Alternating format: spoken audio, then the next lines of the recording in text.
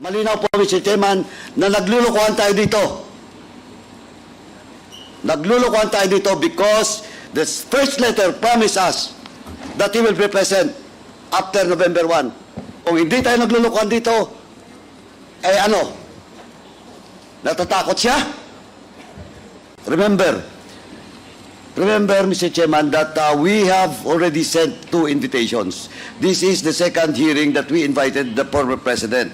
And the first invitation was answered by Attorney Delga, no, for on behalf of the president, in the absence of that authority being requested by this committee through this representation during the last hearing.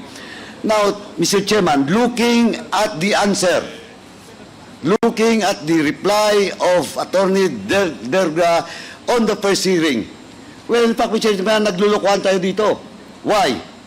Why? Because the first reply made by Attorney Delga representing the former president is that the excuse is that the former president needs much rest, and assured this committee that he will be present in the next hearing.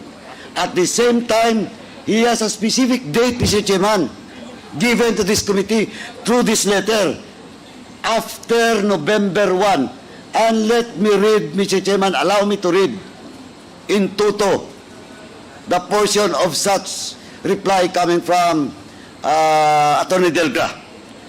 Hence, my client respectfully requests to defer his appearance before the Honorable Committee scheduled tomorrow.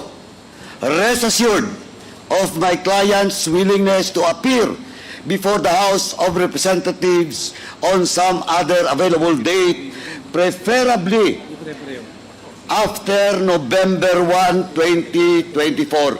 And for the record, Mr. Chairman, the invitation that was sent to the former president and was answered by Attorney Delga was before the presence of the former president in the Senate. And he has promised us, this committee, through his letter, that after November 1, he will be present in today's hearing. Ano to? Naglulukuhan tayo dito?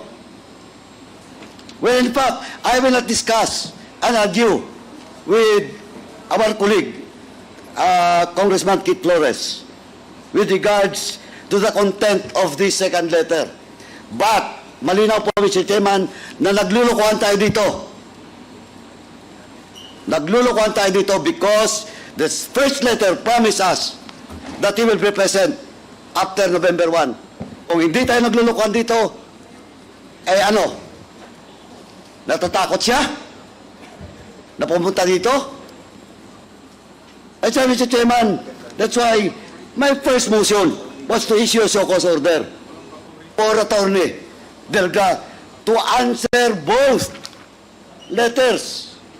And, Mr. Chairman, and I would like to reiterate once again that we should invite again the former president to be present in the next hearing. Mr. Chairman. Thank you, Mr. Chairman.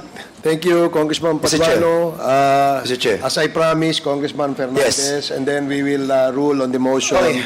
Mr. Chairman, Congressman Arco. Mr. Chairman, there are 3 reasons mentioned by Attorney Delgra in consultation with the former president para hindi po siya umattend ng ating pong hearing. First, binanggit po niya yung pangalan ko at binanggit niya yung pangalan ni Chairman Abante.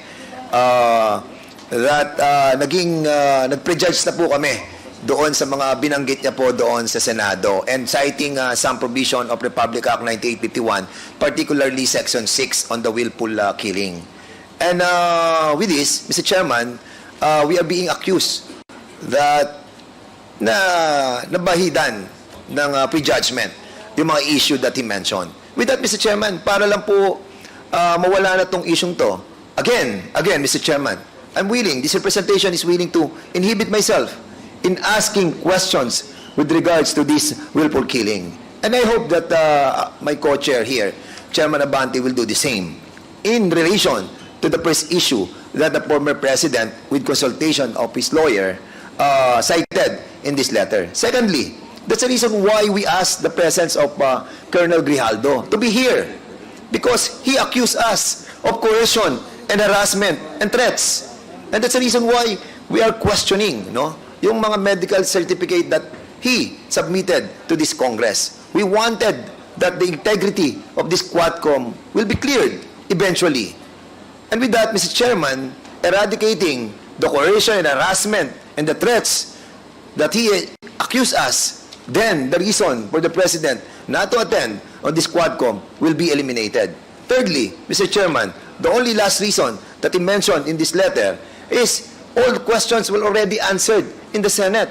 And that is not true, because we have a lot of 20,000 questions that we wanted to ask him. And with this, Mr. Chairman, yung pong reason niya for not to be here is not acceptable. So, Mr. Chairman, I believe that my position, no, in trying to inhibit ourselves, in this investigation pertaining to the number one issue that he mentioned, and also with the issue of Colonel Grijaldo, we will comply with the mandate of this QuadCom to inhibit ourselves and be a part of the resource persons that will be questioned by the members of this QuadCom. Thank you, Mr. Chairman. Thank you, Congressman Dan Fernandez. Now, Congressman Ace Barbers. There was a motion earlier that the committee invite Attorney Mr. Chairman, you are recognized. Thank you. That Attorney Delgra, being the counsel of the former president, be invited in the next hearing. And we direct the committee secretariat to take note of that and send the invite in the next QuadCom hearing to Attorney Delgra. Any second? Duly seconded. Any objections? I object, Mr. Chair. May I know what is the objection of Congressman? We'll get nothing from him, Mr. Chair. He always just gonna say is that is what my client said. So that's the end of it. Mr. Chair. 1 minute suspension.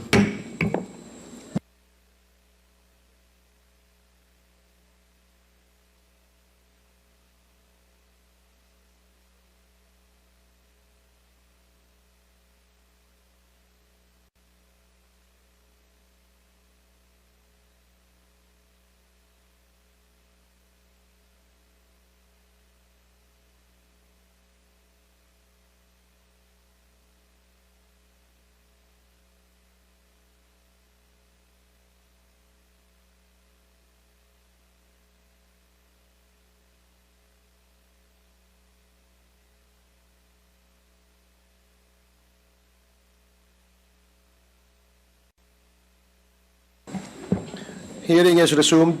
Mr. Chair, Let me just state Parliamentary inquiry. Let me just state the parliamentary status before we went on recess. The parliamentary status is that we are approving and voting on the motion by Congressman Acop to invite Attorney Delgra, being the lawyer and counsel of the former president. And when the chair asked for a second, there was a second to this motion. But when the chair asked for an objection, there was an objection stated by Congressman Keith Flores. Am I made to understand, Congressman Flores, that you are withdrawing your objection?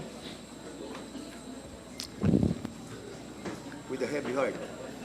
Yes, Mr. Chair, I'll withdraw my objection if Attorney Delgra will enter his appearance. But as far as the questions that we want to ask of him, Mr. I'll reiterate my position, Mr. Chair. Okay, that is noted. Thank you. Since the objections of the objection of Congressman Flores has been withdrawn, then the chair will rule that the motion is approved.